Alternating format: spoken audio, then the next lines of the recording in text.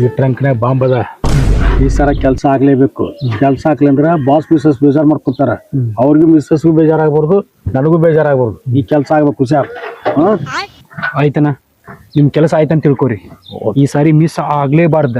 ನಾ ಇಡೋ ಈ ಒಂದು ಬಾಂಬಿಂದ 1000 ಜನ ಸಾಯ್ಲೇಬೇಕು. ಹೌದು, ಮಣ್ಣೊಂದು ಬಾಂಬ್ ಕೊಟ್ಟಿದ್ನಲ್ಲ, ಏನ್ ಮಾಡಿದೆ ಅದನ್ನ?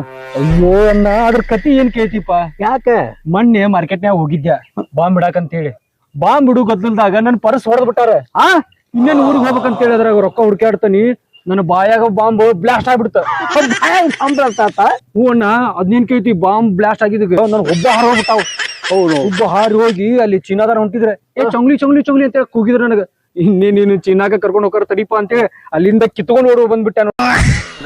ಕೆಲಸ ಮಾಡ, ಇವತ್ತು ಸರಿಯಾಗಿ 4 ಗಂಟೆಗೆ ಬಾಂಬ್ ಫಿಕ್ಸ್ ಮಾಡಿ ಬರ್ಬೇಕು.